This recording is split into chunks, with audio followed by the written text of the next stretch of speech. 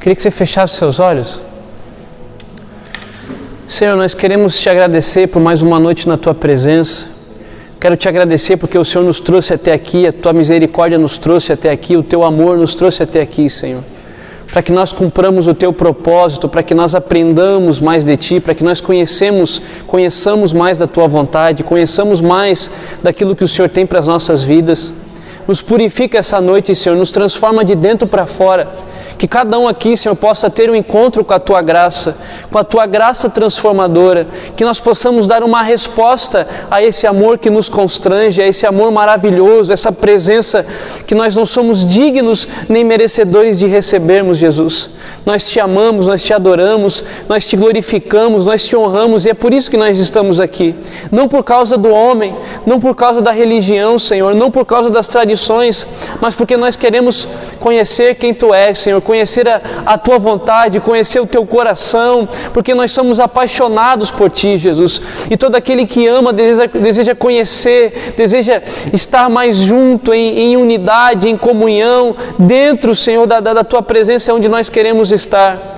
Nos abençoa essa noite, Senhor, me guia pelo Teu Espírito, para que eu não fale a minha vontade, mas que eu testemunhe a Tua palavra, Jesus. Me faz ser uma parte da Tua palavra essa noite, me faz ser um testemunho vivo da Tua palavra, que a palavra esteja enraizada dentro de mim, fundamentada dentro de mim, Senhor, para que essa palavra saia de dentro de mim como um rio de águas vivas, para a honra e glória do Teu nome. Amém. Amém, pessoal, pode se assentar. Então, nós começamos a falar um pouco na aula passada sobre a graça, né? Que está lá em Efésios capítulo 2. Eu acho que não precisa a gente ler tudo de novo, mas eu vou dar uma pequena recapitulação do que a gente viu, para que a gente de fato entre na aula de hoje, né? Porque a aula de hoje é uma continuação da aula passada, que fala sobre o papel, aquilo que Deus fez na nossa vida através da sua graça, né? Por isso que o tema da aula é remidos pelo Pai. O que é ser remido? É ser resgatado. Por que nós somos resgatados? Porque havia contra nós uma condenação no inferno. A Bíblia diz que havia uma cédula, havia uma moeda contra nós de acusação por causa dos nossos pecados. Mas a Bíblia também diz que Jesus anulou essa condenação lá na cruz. E isso significa dizer que nós somos resgatados. Isso significa dizer que nós somos restaurados. Isso significa dizer que nós somos redimidos. Deus pagou esse resgate por nós. Por isso que a Bíblia diz que agora nós não somos mais de nós mesmos, nós somos dele, nós temos um dono, porque por nós ele pagou um alto preço. Então Deus pagou para que nós estivéssemos na sua presença hoje. E não só para que nós estivéssemos na sua presença, mas para que nós tivéssemos acesso ao céu. Né? Você sabe que o véu foi rasgado do alto a baixo. Isso simboliza um acesso de novo à comunhão com Deus, porque, na verdade, a vida eterna não é uma questão somente de cumprir ordenanças, é muito mais do que isso. A vida eterna é conhecer a Deus, em prosseguir e conhecer a Deus. É por isso que Jesus fala, eu sempre falo para vocês, que lá em João 17,3, que a vida eterna é conhecer a Deus, o Pai, e a Jesus Cristo a quem Ele enviou. Então, à medida que nós conhecemos a Deus e nos aprofundamos a conhecer a Deus, a estrada para a eternidade é pavimentada. Né? Por isso que para aqueles que não vão subir e vão ser lançados na condenação, Jesus vai dizer, eu não vos conheço. Então a nossa vida, no final de tudo, lá quando nós estarmos lá no julgamento diante do trono de Deus, vai ser ou eu te conheci ou eu não te conheci. A nossa vida aqui na terra vai ser resumida a essas duas frases. Ou nós receberemos de Deus que de fato nós o conhecemos e Ele nos conheceu, ou de que nós não o conhecemos e de que Ele não nos conheceu. E a frase mais feliz que você pode receber na sua vida é, eu te conheço, pode entrar no seu descanso. E a frase mais triste que você pode ouvir na sua vida é, eu não te conheço. Então nós vivemos uma vida para conhecer a Cristo. Por isso que nós oramos, por isso que nós jejuamos, por isso que nós estamos na escola bíblica, por isso que nós lemos as Escrituras. Porque a nossa vida ela se resume em conhecer a Deus. E por que hoje nós podemos conhecer a Deus? Por que Deus se revela para o ser humano? Porque a nós foi dado o privilégio de ter o Espírito dele. O Espírito de Deus. Eu estava conversando com o Urani hoje, no começo da aula, e nós estávamos falando sobre os anjos. E me veio um estalo na hora. Mas o anjo ele não tem o Espírito de Deus dentro dele. Por quê? Porque ele é um ser criado para o serviço. O homem não é um ser criado para o serviço. O homem é um ser criado para o relacionamento. Então, cabe dentro do homem ter o Espírito de Deus. Não caberia se Jesus não tivesse morrido na cruz. Mas Jesus pavimenta essa estrada para que nós andássemos nela. Então, o fato de Jesus ter morrido na cruz e o véu ter se rasgado faz com que eu tenha algo que nem os anjos tenham. E se eu não me engano, em Pedro vai dizer, olha, que essas coisas até mesmo os anjos anelam saber. Os anjos anelam conhecer, mas a nós foi nos dado conhecer no Espírito. Por quê? Porque nós temos algo que nem os anjos têm, o Espírito Santo da promessa. Então veja como é profundo e significativo aquilo que Jesus fez na cruz por nós. Veja como é profundo e como é maravilhoso o presente que Deus nos deu na cruz. Por isso que Paulo fala que nós somos como vasos de barro com tesouros dentro. Ô Gabriel, você pode fechar a porta lá pra gente? Lá. Por causa do barulho da... Obrigado. Então nós somos como vaso de barro com tesouros dentro. Isso é o Espírito de Deus. Porque o barro em si, ele não tem valor. Nós somos moldados do pó da terra. Só que Deus, na sua generosidade, Ele já prometeu lá em Joel 2,28 que o Espírito dele seria derramado sobre toda a carne. O que simboliza dizer que o Espírito é derramado sobre a carne? Que Deus providencia toda a santificação que nós precisamos para nos relacionar com Ele. É por isso que nós falamos na aula passada que quando o homem pegou, ele fez para si folhas de figueira e ele se escondeu de Deus. E deu a desculpa de que estava nu, mas a gente sabe que ele não estava mais nu, ele já tinha feito para si cintas de figueira. E por ele ter feito folhas de figueira para si e ter dado essa desculpa, na verdade ele estava dizendo que ele havia quebrado o relacionamento. Ele havia se escondido de Deus não porque de fato estava nu, mas porque ele havia quebrado a aliança com Deus. E aí Deus, vendo a desculpa que o homem estava dando, o que ele fez? Foi lá, matou um animal e fez vestes novas para que o homem se vestisse. Está lá em Gênesis 3, então Deus pegou e fez vestes de peles de animais para que o homem e a mulher se vestissem. O que Deus estava comunicando para o homem? Olha, você pecou, mas eu tenho uma restauração para você. Eu tenho santificação para você. Você me dá a desculpa de que não pode se achegar até mim porque você tem pecados, mas eu posso te purificar dos teus pecados. Porque o maior abismo entre Deus e o homem é o pecado. Isaías 55 vai dizer que os nossos pecados fazem separação entre nós e Deus.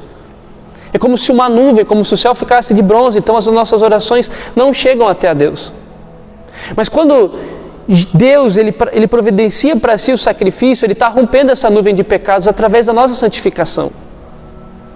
Por isso que a santificação é tão importante, por isso que a graça, que Paulo fala em Romanos 5, não é para que eu peque mais, e sim para que eu dê uma resposta para isso. Ele fala que diremos, pois, permaneceremos no pecado para que a graça de Deus mais abunde em nós? É lógico que não, porque senão em vão teria sido a morte de Cristo na cruz por nós. Então quando Jesus morre na cruz por nós é para que nós valorizemos isso e vivemos uma vida em piedade, em justiça. Porque quando nós entendemos o que Jesus fez na cruz por nós, quando eu entendo o que Jesus fez na cruz por mim, só me resta uma escolha: viver uma vida por Ele. Porque se um entregou uma vida por todos, é justo que todos vivam uma vida por só um. Então se com Ele morremos, com Ele também ressuscitamos. Então é maravilhoso quando eu entendo o que Jesus fez na cruz por mim. E isso não pode me deixar parado. Esse é o papel da graça. Me mostrar que Deus tem para mim justificação, que Deus tem para mim santificação. Então Deus estava dizendo para o homem, olha, você não precisa mais dar desculpa que os seus pecados te atrapalham, porque eu tenho solução para os teus pecados. Algumas teologias têm dito aí fora que você pode continuar no pecado que Deus perdoa, mas na verdade a graça não é isso. Na verdade a graça é, eu tenho uma solução para os seus pecados. Deus está falando, eu tenho uma solução para o casamento que está quase acabando. Eu tenho uma solução para aquele filho que está perdido nas drogas. Deus não está dizendo, olha, o seu filho pode permanecer nas drogas, que no final de tudo ele vai ser salvo. Sim, ele pode até ser salvo se ele se arrepender no último minuto, mas Deus quer restaurar a vida dele ainda hoje. Porque Paulo fala que todos nós teremos um corpo restaurado. Olha só esse mistério. Então não pense você que nós vamos morrer e vai ser tudo como um passe de mágica. Morri, eu já estou lá de vestes brancas. Só que esse processo poderia começar aqui. Nós já poderíamos estar vivendo debaixo da vontade de Deus, debaixo daquilo que era o projeto inicial de Deus. E qual que era o projeto inicial de Deus? Uma vida com pureza. É por isso que o homem estava nu e não se envergonhava. Todo aquele que é puro de verdade, ele não tem problema em se apresentar nu diante de Deus. O que é se apresentar nu diante de Deus? Sem as máscaras. Se apresentar diante de Deus sem nada que o atrapalhe, sem nada que seja um bloqueio entre ele e o seu Criador. Então toda pessoa que é pura, ela não tem problema de se apresentar nu diante de Deus. Porque toda pessoa que é pura, ela é verdadeira com Deus. Ela sabe que Deus pode santificar ela dos seus pecados, das suas falhas, das suas acusações. Uma pessoa que entendeu o que é a pureza, não tem problema de tirar a roupa diante de Deus. Porque ela sabe que Deus esquadrinha o coração dela. Ela sabe que Deus tem justificação para ela. Então, por isso que essa foi o primeiro sintoma depois do pecado. O homem percebeu que estava nu. Por quê? Porque a aliança foi quebrada. E toda aliança verdadeira, ela tem o quê? Pureza. Por isso que Hebreus vai dizer que digno de honra entre todos é o matrimônio. Por quê? Porque existe pureza na aliança. E Deus havia feito uma aliança com Adão de pureza, de relacionamento na pureza. Por isso que nós só podemos receber o Espírito Santo quando nós mudamos de vida. Por isso que o Espírito Santo, ele entra quando nós nascemos de novo. Porque para o Espírito Santo fazer uma aliança conosco, nós precisamos ver uma vida de pureza. É por isso que Sansão, depois de ele ter feito o que ele fez, a Bíblia diz que o Espírito se distanciou dele. Porque o Espírito Santo, ele é sensível. Por isso que Deus faz conosco, quando nós aceitamos a Cristo e recebemos o Espírito, ele faz conosco uma aliança do quê? De pureza. Nós precisamos ver uma vida em pureza. Não significa que eu vou ser perfeito e você vai ser perfeito, não. Mas significa dizer que eu aceito os processos de Deus na minha vida para que eu seja santo como Ele é santo. Para que eu aceito de que hoje a minha vida comece a ser restaurada. Eu aceito, Jesus, que você comece a fazer os processos na minha vida. Eu aceito que a graça trabalhe dentro de mim. Ser puro significa o quê? Ser transparente. Então, se eu sou transparente com Deus, eu não tenho problema nenhum de chegar no meu quarto e abrir o meu coração e dizer: Deus, eu preciso melhorar nisso, nisso, nisso e naquilo, e eu mesmo me esforçar para que tudo isso seja mudado. Eu costumo nas minhas orações elencar meus problemas para Deus. Porque quando eu elenco esses problemas para Deus, eu começo a me esforçar para que cada um deles seja resolvido. Aí você me pergunta: todos os seus problemas já foram resolvidos? Não, mas a lista já não era mais tão grande como antigamente. À medida que o tempo passa, essa lista vai ficando menor. Obrigado. À medida que o tempo passa, Deus vai me santificando. À medida, a Bíblia diz que nós vamos chegando à estatura de Cristo. Então a minha oração é: Jesus, me ensina a ser mais simples e humilde como Tu és. Me ensina a ser puro de coração. É por isso que Jesus fala que aquele que quer entrar no reino dele precisa ser como criança. Precisa ser como criança, precisa viver em pureza. Então não cabe mais aquela frase, a pastora até falou isso na semana passada, eu achei interessante, de que não cabe mais aquela frase de a gente dizer, de a gente se achar bobo por ser simples demais ou por ser puro demais. Não, porque isso faz parte da entrada no reino de Deus. Então quando uma pessoa que você acha que está pisando em você, que você acha que a pessoa está te passando na perna, na verdade é um processo de Deus para matar o seu ego. Então nunca falhar, essa pessoa nunca vai fazer desaforo comigo, eu não vou aceitar isso. Não, isso não é uma frase de um crente restaurado. Porque Deus, para que nós sejamos humildes, o que Ele faz? Ele nos humilha. Humildade vem de humus, que significa terra. Ou seja, às vezes Deus tem que nos levar de volta para o pó, para nos ensinar o que é humildade. Então não existe humildade sem processo. Olha só, a Bíblia diz que Jesus aprendeu obediência pelas coisas que Ele sofreu. Você acha que se Jesus aprendeu obediência, se Jesus passou pelos processos, você acha que nós não passaríamos? Então, olha só, as pessoas falam e até cantam: ah, porque eu passei pela prova. Na verdade, o que as pessoas chamam de prova, na verdade é a graça de Deus trabalhando em nós, que se chama processos. Então a graça de Deus trabalhando em nós, os processos de Deus trabalhando em nós, nada mais é do que o amor de Deus trabalhando em nós.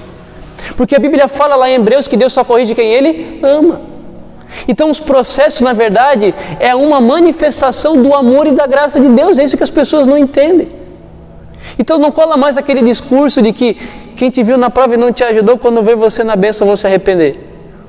Porque eu não quero que ninguém veja, eu não quero esfregar isso na cara de ninguém. Eu quero que aquelas pessoas que me perseguiram também sejam restauradas. Eu também quero que elas sejam alcançadas pela graça de Deus. Isso é o Evangelho, porque Jesus disse: amar quem me ama é muito fácil, eu quero ver amar quem me persegue. Então isso é evangelho, isso é profundidade, isso é amor. A graça é isso, é uma transformação de vida. Nós precisamos aprender a olhar a graça por esse entendimento. Deus está nos chamando para uma vida de pureza. Por que Ele quer nos dar uma vida de pureza? Porque Deus é santo e sem santidade ninguém verá a Deus. Então Deus trabalha em mim para que eu esteja apto a vê-lo como Ele é. Porque na presença dEle até mesmo os anjos escondem o rosto. Se os anjos escondem o rosto, quem dirá nós? Então, se os anjos escondem o rosto, quanto mais nós precisamos colocar a boca no pó para que na nossa vida seja transformada por Ele. Porque se os anjos que foram, olha só, se os anjos que foram chamados por serviço escondem o rosto, quanto mais nós que fomos chamados por relacionamento. Porque Ele disse, eu já não vos chamo servos, eu vos chamo de amigos. Porque o servo não sabe o que faz o seu Senhor. E eu vos tenho dado a conhecer tudo quanto ouvi do meu Pai. Então isso é conhecer a Deus. Jesus tem me dado a ouvir tudo, tem me feito saber tudo o quanto Ele tem ouvido do Pai, o que Ele tem conhecido do Pai por meio do Seu Espírito. Por isso que nós temos revelação. Nós falamos, sobre a aula de sabedoria, Espírito de sabedoria e revelação. Isso é sabedoria, isso é revelação. Então Deus está nos levando para uma vida de novo de pureza, aliança. Digno entre todos é o matrimônio. Por que você acha que quando a Bíblia fala entre Cristo e a igreja, ela está falando das bodas do Cordeiro? Porque é um casamento. E casamento exige o quê? Pureza. A igreja, ela é comparada ao quê? A uma virgem. Você se lembra da parábola das 10 virgens? Então a igreja é uma virgem. O que significa dizer que a igreja é virgem? A igreja tem que ser pura, sem mácula, sem mancha. E a Bíblia fala que nós estamos sendo preparados para que naquele dia a noiva esteja preparada para o Cordeiro. A noiva está sendo adornada com o quê? Com santidade, com as obras dos justos. Isso é pureza, isso é santidade. Então Deus está nos transformando pela sua graça. Deus está nos restaurando, Deus está nos trazendo de volta. E isso não é um problema, isso é um privilégio que nós estamos tendo. Porque na pureza e na santidade existem muitos benefícios. Quem vive em santidade tem menos doenças, isso é comprovado. Porque quem guarda a raiz de amargura tem câncer. Você sabia disso? Quantos estudos foram feitos que pessoas que não perdoam acabam tendo câncer no final das suas vidas? A Bíblia diz que o pecado produziu na terra cardos e abrolhos. O que é a terra produzir cardos e abrolhos? A terra começou a ter maldição. Então essa maldição na terra, veja, nós somos feitos de terra. O pH da água mudou, agora a água é ácida. Isso gera problema no estômago, isso dá dor de cabeça, intolerância à lactose, intolerância a isso, intolerância àquilo. Isso são, na verdade, consequências do pecado. Mas você diz, agora eu vou ver uma vida santa, eu não vou ter mais doenças. Não, você vai continuar tendo doenças, mas à medida que você se mergulha e se aprofunda em Deus, você colhe benefícios disso. Claro que Deus pode usar uma doença para que você aprenda algumas coisas. Mas viver uma vida em santidade, você colhe muitos benefícios. Por exemplo, quando você arruma problema com uma pessoa, se você não arrumar problema com ninguém, você não precisa se consertar com ninguém depois.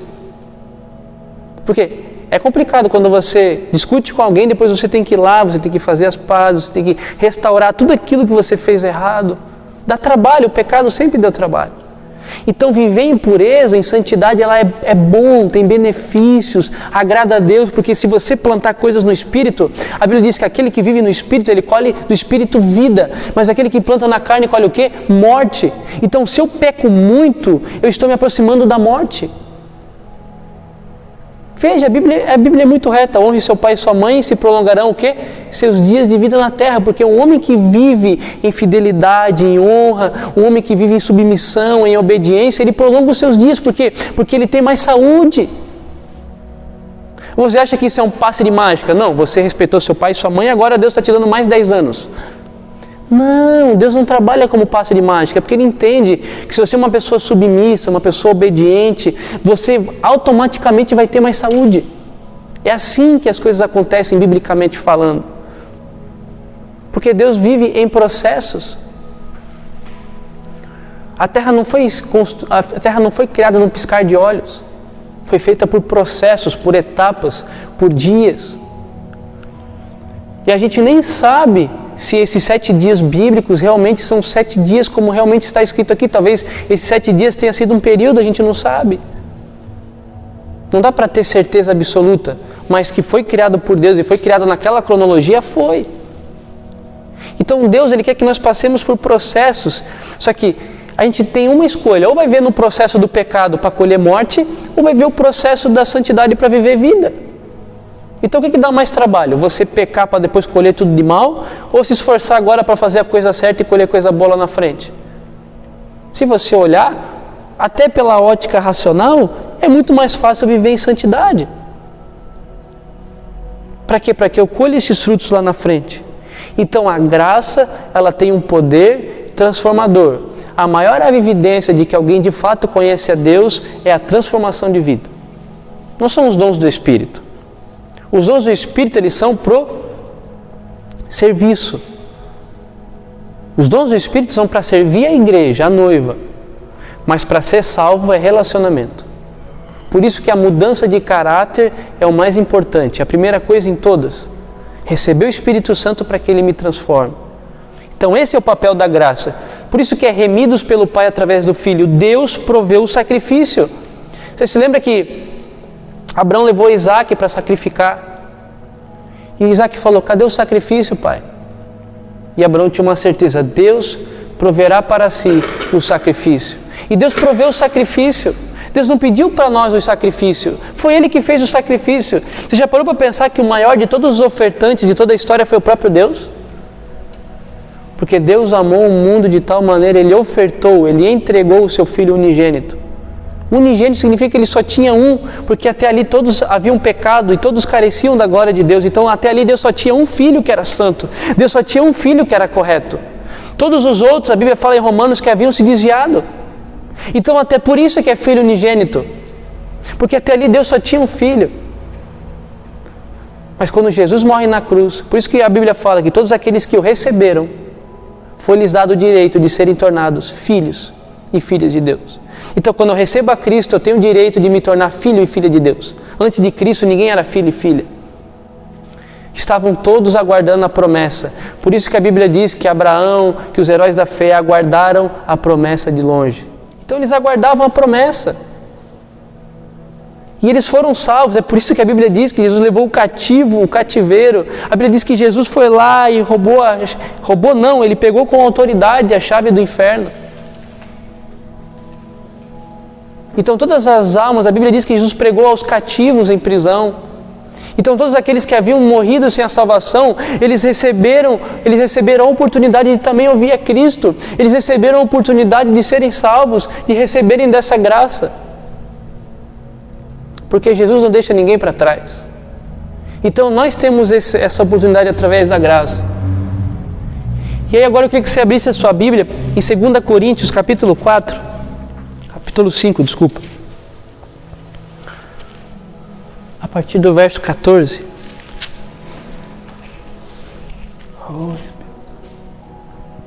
2 Coríntios 5,14.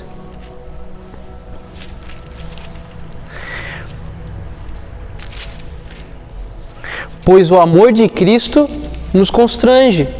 Julgando nós isto, um morreu por todos, logo todos morreram. E Ele morreu por todos para que os que vivem não vivam mais para si mesmos, mas para aquele que por eles morreu e ressuscitou. Assim que nós, daqui por diante, a ninguém conhecemos segundo a carne. E se antes conhecemos Cristo segundo a carne, já agora não o conhecemos desse modo. E assim, se alguém está em Cristo, é nova criatura, e as coisas antigas já passaram, eis que se fizeram novas. Então aqui é um retrato da graça. Paulo começa falando, pois o amor de Cristo nos constrange. O que é alguém ser constrangido por outra? A pessoa se constrange ao ponto de não ter mais argumentos. A pessoa se constrange ao ponto de ficar desarmada. A pessoa se constrange ao ponto de aceitar os processos de Deus na sua vida. Porque quando ela tem um contato com o amor de Deus, quando ela tem um contato com essa graça, ela entende que ela não é merecedora. Quantos de nós, quando chegamos aqui na igreja, estávamos quebrados, abandonados, abatidos, tristes, e Deus nos recebeu de uma maneira sem acusação? E é esse amor que Paulo está falando aqui que nos constrange. E ele nos constrange a alguma coisa, porque se eu sou mau, se eu sou ruim, e Deus com a sua graça, Ele me alcança, eu falo, cara, isso é bom demais para ser verdade, eu nunca vou conseguir recompensar a Deus, mas se eu amo a Deus, eu quero dar uma resposta para Ele. Porque eu não vejo sentido nesse evangelho de que eu recebo a Deus, mas eu continuo com meus pecados. Porque se eu amo a Deus e eu sou grato, porque gratidão, ela tem a ver com uma resposta que eu dou. É por isso que só um leproso voltou. Porque a gratidão, ela gera uma resposta. E qual que era a resposta? Ele voltar até a Cristo. Então, a gratidão, na verdade, é um ato de voltar a Ele, constrangido pelo amor dEle. O samaritano pensou, mas eu sou samaritano, eu não era digno disso. E mesmo sendo samaritano, Jesus me curou, então eu preciso voltar lá para agradecer, eu preciso voltar lá para fazer alguma coisa. A mulher de Samaria, a samaritana de João 4, ela foi e pregou por toda a cidade porque ela recebeu apenas uma palavra profética de Jesus. Jesus somente revelou a vida dela. E ela foi lá e pregou para a cidade inteira. O gadareno, você se lembra do gadareno? Estava cheio de demônios, Jesus arrancou os demônios dele e falou, Jesus, eu quero te seguir agora, porque ele queria dar uma resposta. E o que Jesus disse? Não, vai lá e prega para a tua parentela. E ele foi lá com certeza e ganhou a família inteira dele. Por quê? Porque ele era um testemunho vivo do que Cristo tinha feito. Jesus, ele nos toca e ele não está cobrando nada em troca disso. Mas quando Paulo fala, o amor dele nos constrange, é porque eu estou constrangido a dar uma resposta. E é isso que as pessoas não entendem. Eu amo tanto a Cristo e sou tão grato por aquilo que Ele fez por mim, que eu volto lá, como aquele leproso. Eu volto lá para agradecer.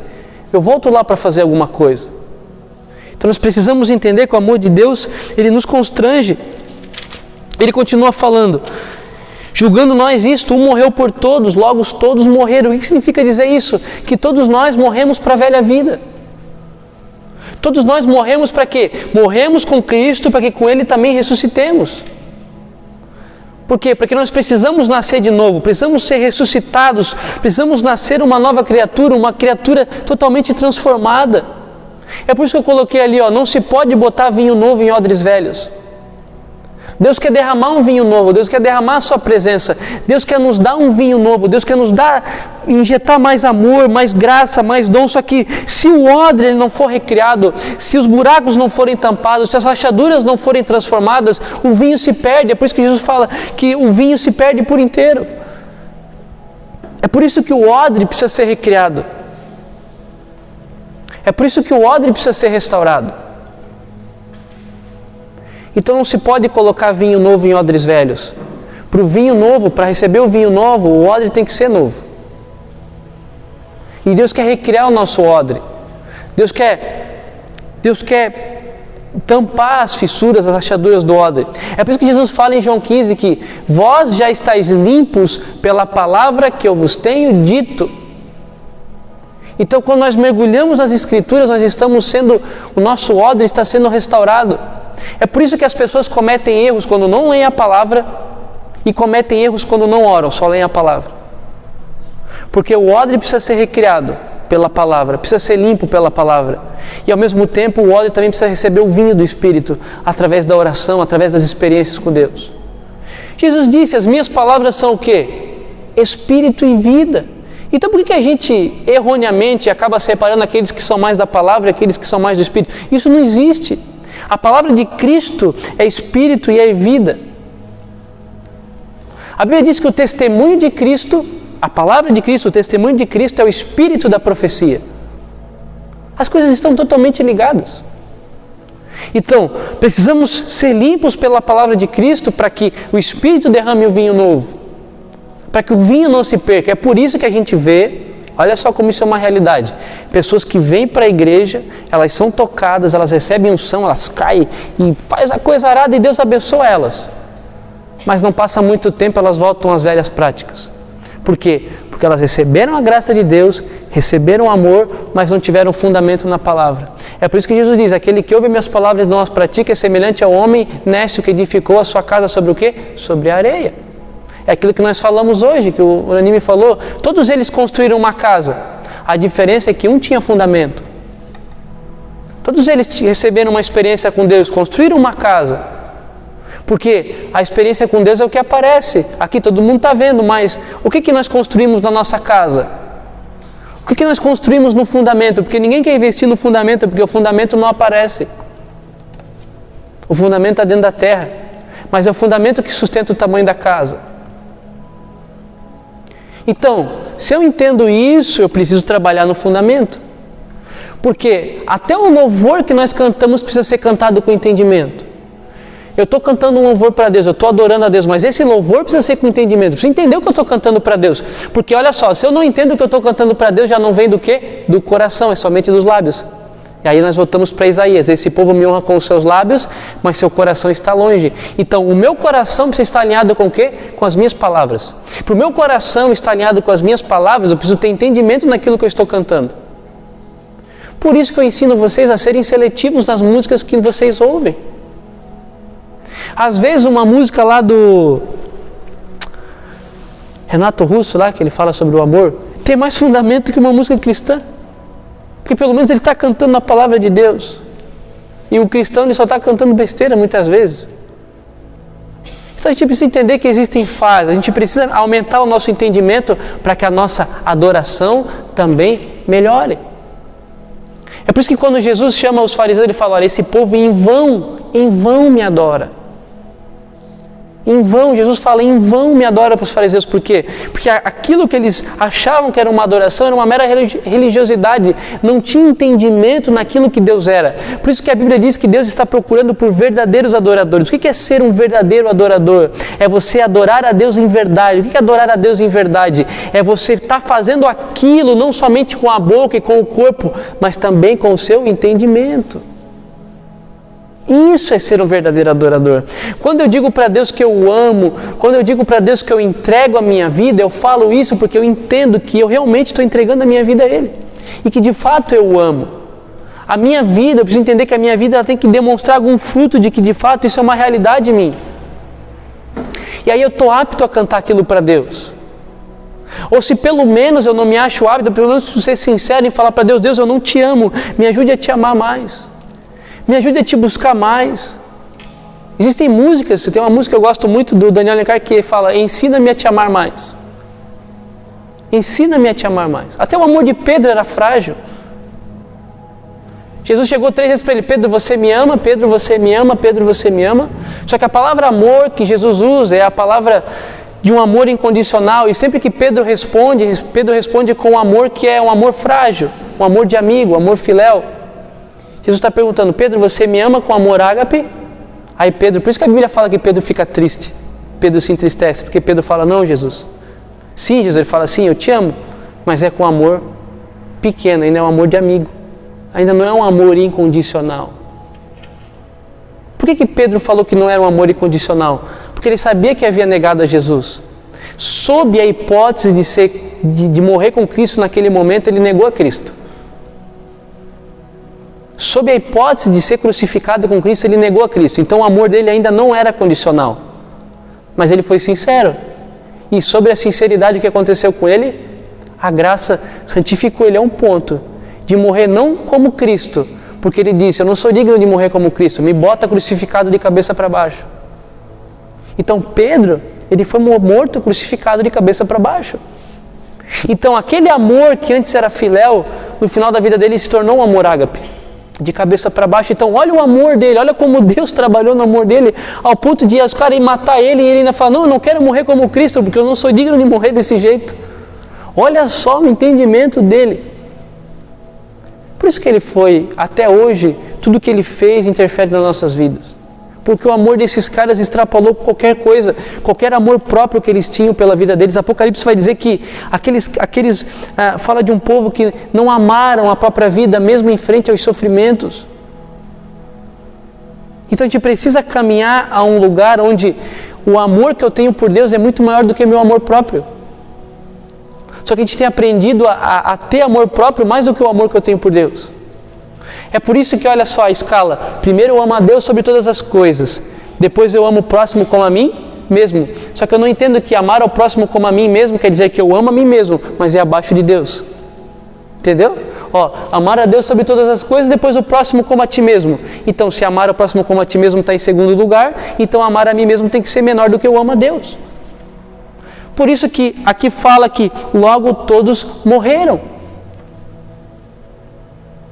Por quê? Porque eu morri para minhas vontades. Ele continua falando, ele morreu por todos para que os que vivem não vivam mais para si mesmos, mas para aquele que por eles morreu e ressuscitou.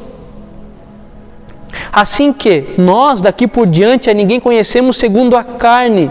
E se antes conhecemos Cristo segundo a carne, já não conhecemos desse modo. Por quê? Porque agora o conhecemos segundo o Espírito. Antes nós ouvimos falar de Cristo, alguns de nós. Mas depois que nós nascemos de novo, nós passamos a conhecer a Cristo segundo o quê? Segundo o Espírito. E aí sim nós somos convencidos de dentro para fora. Então por isso que Paulo fala, antes nós conhecemos segundo a carne. Nós ouvimos falar segundo as tradições. Talvez você ficou um tempão vindo para a igreja, até um dia que você teve uma experiência com Deus. E dali em diante você foi transformado. Porque antes você conhecia segundo a carne, segundo o templo aqui, segundo as construções, segundo a quadrangular, segundo a doutrina quadrangular. Mas chegou um tempo que o Espírito entrou dentro de você e você foi convencido. E aí sim você foi transformado. Porque a quadrangular não transforma ninguém. A religião não transforma ninguém. É o Espírito quem convence. E ele continua falando, e assim se alguém está em Cristo é nova criatura. As coisas antigas já passaram e eis que se fizeram novas. Então é impossível que alguém tenha conhecido a Cristo e se mantenha nas velhas obras. É impossível. Não tem como. Então quando a pessoa conheceu a Cristo, ela não pode continuar sendo egoísta, pensando só nela. Não pode. Tem alguma coisa errada. Porque eu vi um amor tão grande e aquilo me constrange. Então eu não posso mais ser egoísta e pensar só em mim mesmo. Ninguém coloque os seus interesses em primeiro lugar. Ninguém considere os seus interesses em primeiro lugar. Sempre o de Cristo. Sempre a vontade de Cristo. Então, para tudo, eu sempre oro a Deus. Para tudo, eu peço sabedoria a Deus. Desde comprar uma coisa pequena até uma aquisição grande, questões ministeriais, tudo tem que ser direcionado por Deus. E nós precisamos trabalhar o nosso coração para que a gente esteja apto para entregar aquilo que Deus está nos pedindo para entregar. Porque provavelmente Deus vai nos pedir muitas coisas ainda. Nós precisamos estar prontos para isso. Amém? Não é fácil, mas nós precisamos estar prontos para isso. E quanto mais eu entender o que Cristo fez na cruz por mim, mais eu estarei apto a isso. Então nós somos agora, depois de restaurados, nós somos o quê? Nascidos para o reino de Deus. Vamos lá ler em João 3. João 3:1. Já vamos caminhando para o final. Porque eu sei que vocês também estão com sono. Havia entre os fariseus um homem chamado Nicodemos, um dos principais dos fariseus. Este de noite foi ter com Jesus e lhe disse: Rabi, sabemos que é mestre vindo da parte de Deus, porque ninguém pode fazer esses sinais que tu fazes se Deus não estiver com ele. A isso respondeu Jesus: em verdade te digo que se alguém não nascer de novo, não pode ver o reino de Deus. Perguntou-lhe Nicodemos: como pode um homem nascer sendo velho? Pode porventura voltar ao ventre materno e nascer segunda vez? Respondeu Jesus: em verdade te digo, quem não nascer da água e do Espírito não pode entrar no reino de Deus. O que é nascido da carne é carne, e o que é nascido do Espírito é Espírito. É por isso que Paulo disse, antes nós conhecíamos segundo a carne. E é por isso que Nicodemos não teve o entendimento que Jesus estava querendo explicar para ele. Porque Nicodemos tinha o entendimento segundo a carne. Ele disse, pode um homem voltar para o ventre materno e nascer de novo? Isso é uma perspectiva da carne. E aí Jesus falou, Nicodemos, você não está entendendo. Tem que nascer da água e do Espírito. E as pessoas entendem erradamente, erroneamente, essa questão de nascer da água como se fosse somente o batismo com as águas, é muito mais do que isso. Quando Jesus fala de água, ele está falando de purificação. É por isso que eu disse, vós estáis limpos pela palavra que eu tenho vos dito. Efésios também fala, purificados pela água, aspergidos pela água da palavra. Então nós somos lavados pela palavra para quê? Para que o nosso entendimento seja transformado. E não vos conformeis com esse mundo, mas transformai-vos transformai-vos no vosso entendimento. Então o nosso entendimento é transformado quando eu conheço a palavra de Deus. E aí eu sou purificado, por quê? Porque quando o meu entendimento é transformado, produz em mim algo chamado arrependimento. E arrependimento bíblico no Novo Testamento, a palavra é metanoia, vocês já conhecem, ouviram falar? Metanoia no grego significa a junção de duas palavras, meta, que é mudar, e noia, que é perceber. Então, metanoia significa mudança de percepção.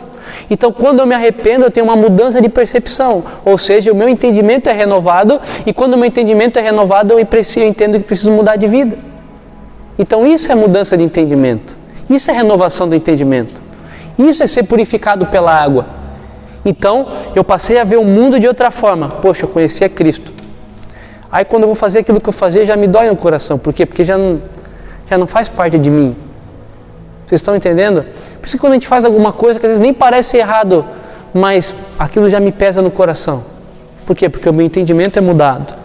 E nascido do Espírito, porque aí, você lembra aquilo que eu falei para vocês do odre novo, receber um vinho novo? O odre começa a ser restaurado para o vinho começar a encher o odre. Então, à medida que o odre é restaurado, o vinho vai sendo colocado, nós vamos recebendo mais e mais porções do Espírito.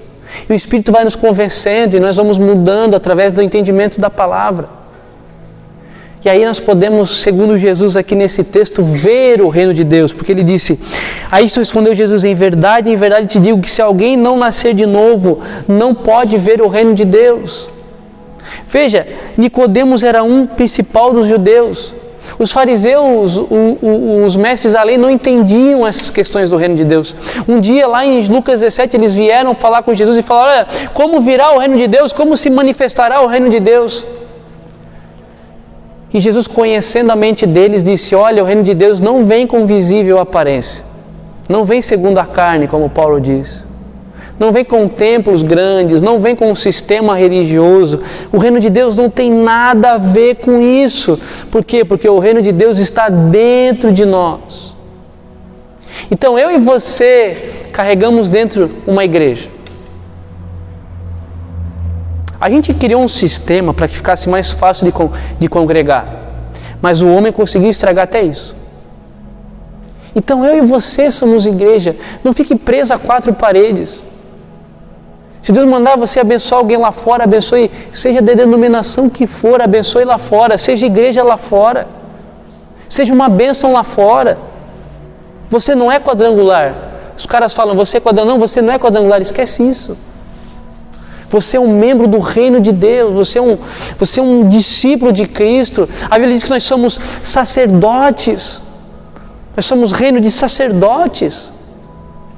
Eu sou um sacerdote. Sabe o que um sacerdote fazia? Ele apresentava sacrifícios a Deus pelo povo, ele intercedia pelo povo.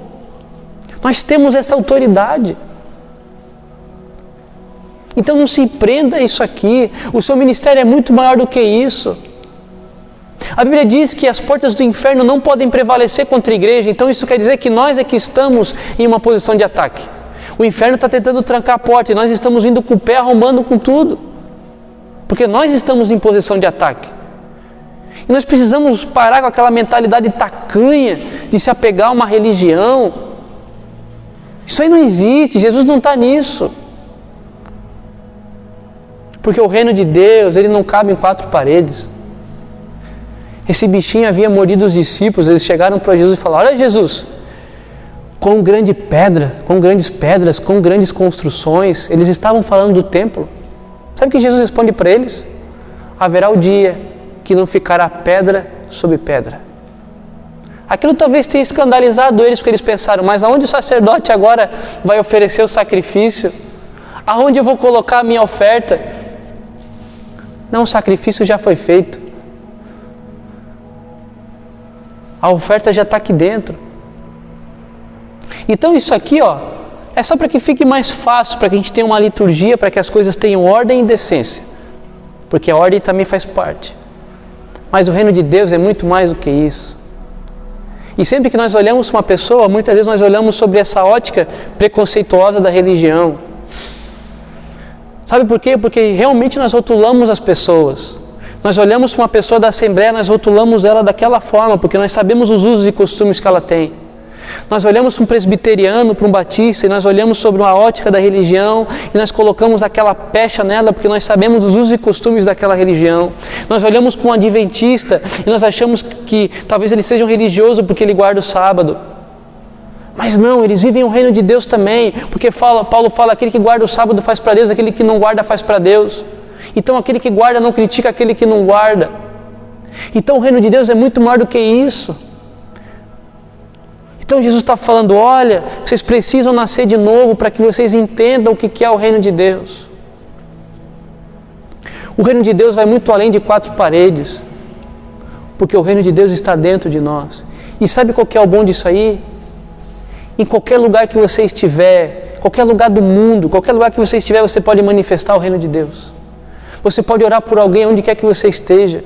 Você pode abençoar alguém onde quer que você esteja. Você pode sentir a presença de Deus onde quer que você esteja.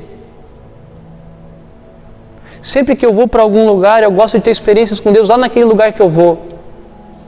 Por quê? Porque a minha alegria é saber que onde eu vou, Deus vai junto. Por quê? Porque o reino de Deus está dentro de nós e é lá que a gente precisa manifestar, lá que nós precisamos ser pontuais. Imagina que ruim que seria se você estivesse em casa e não pudesse falar com Deus. Tivesse que vir para a igreja para falar com Deus. Mas não, eu estou em casa, eu posso falar com Deus. Olha como isso é um privilégio. Então nós precisamos entender que o reino de Deus é muito maior do que aquilo que Nicodemos achava que era. Nicodemos estava preocupado com os milagres. Esse de noite foi ter com Jesus. Ele disse, Rabi, sabemos que é mestre vindo da parte de Deus, porque ninguém pode fazer esses sinais que tu fazes se Deus não estiver com ele. Sabe, Nicodemos estava olhando para aquilo que aparecia, os milagres, os sinais que apareciam, mas Jesus estava falando, olha, é muito mais daquilo que aparece, é alguma coisa que vem de dentro para fora. É uma coisa que nasce dentro de você, é como aquele fermento que leveda toda a massa. Então Deus, Ele vai manifestando a sua presença de dentro para fora. E Jesus nos proporciona todas as ferramentas para essa nova vida em Cristo. Eu quero que você abra agora para a gente finalizar em Apocalipse capítulo 3. Para a gente caminhar para o final. Capítulo 3, versículo 17.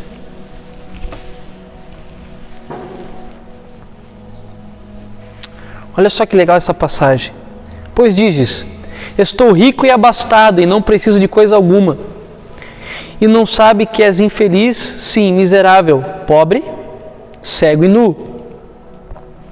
Aconselho que de mim, Jesus falando, aconselho-te que de mim compres ouro refinado pelo fogo para te enriqueceres, vestiduras brancas para te vestires, a fim de que não seja manifesta a vergonha da tua nudez, e colírio para ungires os olhos, a fim de que vejas.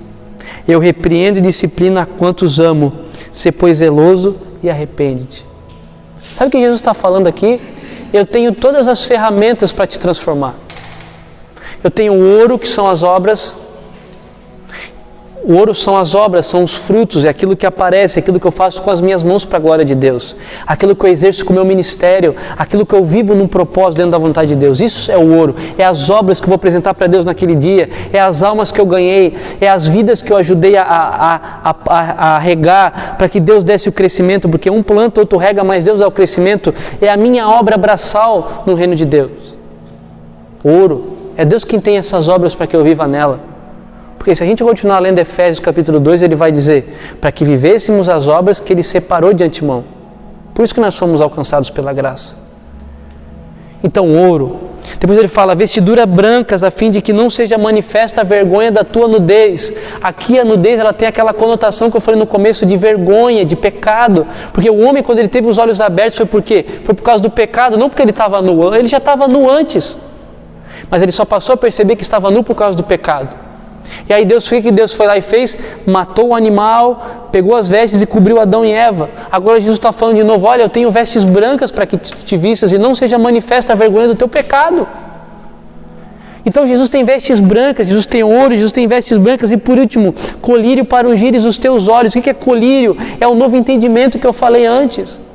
Para que você veja, a fim de que vejas. Então o reino de Deus, estando dentro de mim, ele me faz ver aquilo que ninguém vê. É por isso que você sente uns arrepios meio loucos, às vezes, umas loucuras na cabeça, porque Deus está fazendo você ver o que ninguém vê. É por isso que você vê em alguém, às vezes aquilo te enche de compaixão e faz você abrir mão de algo para você, para dar para aquela pessoa, porque você vê o que ninguém vê. Sabe, nós estávamos lá numa viagem esse final de semana e agora me veio isso na cabeça. Eu vi, aí nós paramos num trânsito, porque nós ficamos 15 horas parados na estrada. Por isso que nós não viemos no culto ontem, porque tomou uma carreta lá e tinha uma vendinha assim perto, assim. Uma vendinha perto e que todo mundo saiu dos carros, que era quilômetros de fila, e começou a ir lá pegar comida. E não tinha mais comida. E eu via nos olhos das pessoas o egoísmo para pegar a última comida que tinha. E eu fiquei imaginando, imagine se fosse o final do mundo, as pessoas iam se matar. Nós não precisamos disso, porque Deus cuida. E aí eu fui no banheiro e falei, Deus, agora não tem mais comida. O pastor está lá no carro, se levar comida para ele, estava Júlio, pastor, o que eu vou fazer? E aí eu fiquei andando lá pelo lugar e tal, e aí eu vi tinha um freezer assim, não tinha mais nada, estava tudo vazio, só que olhei no fundo do vazio, tinha um saco de batata, aquelas para fritar, né? Aí eu peguei aquele saco, fui lá na cozinha, a senhora podia fritar para mim? Frito, ela fez uma marmita, e nisso, quando eu cheguei lá, ela estava fazendo mais 9 pastéis, que eram os últimos 9 pastéis que tinha. Eu falei, a senhora pode fazer 5 pastéis para eu levar também? Eu falei, olha, eu posso fazer, mas você não pode mostrar para ninguém. Eu falei, não, tá bom, bota numa marmita que eu vou embora. Então Deus cuida de nós. Nós não precisamos viver naquela ânsia do egoísmo, de achar que tudo é pra gente. Porque Deus vai separar, Deus vai preparar. Aí quando eu cheguei no carro, eles nem acreditaram, né? Que eu tinha conseguido comida. Porque não tinha mais. Então aquilo ali acabou sendo a nossa janta, porque a gente acabou saindo de lá só às 5 e pouca da manhã hoje, para vir embora. Então aquilo ali foi o que deu, foi a comida que deu sustento até chegar aqui, né? Então Deus prepara tudo, só que as pessoas elas têm que entender, ter o entendimento e não serem tão egoístas. Eu fiquei imaginando, se fosse um apocalipse, eles começassem a se matar aqui dentro, uma briga por marmita, por isso, por aquilo. Então Deus está renovando o nosso entendimento. Amém? E por último tem uma frase ali, eu quero deixar para vocês para acabar a aula. Saber que eu fui salvo pela graça só aumenta ainda mais meu comprometimento em viver uma nova vida. Então saber que Deus me amou primeiro, que Deus me resgatou, que Deus me salvou, só aumenta ainda mais o meu comprometimento de viver uma vida por Ele. Não ao contrário. As pessoas dizem, Deus me ama mesmo, Ele perdoa. Não, é ao contrário. Saber que Deus me amou e me salvou só aumenta ainda mais o meu comprometimento. Porque a nossa era da nova aliança, da graça, as coisas, os níveis se elevaram. Antes, para ser adultério, né, nós falamos sobre o sermão da montanha no passado, para ser adultério você tinha que ir lá e cometer o adultério, né, o ato carnal. Agora não, Jesus falou, se você olhar com os olhos impuros, você já adulterou no seu coração. Então a graça ela sobe o nível, não diminui. O sacrifício de Cristo ele é precioso demais para ser pisado. Então se nós errarmos, ainda bem que a Bíblia fala, se nós errarmos, Ele é fiel e justo para nos perdoar, porque Ele não pode negar a si mesmo. Então, vai acontecer de nós errarmos? Vai. Mas nós precisamos aprender a nos refugiar em Deus para que nós alcancemos graça e misericórdia em tempo oportuno. Amém?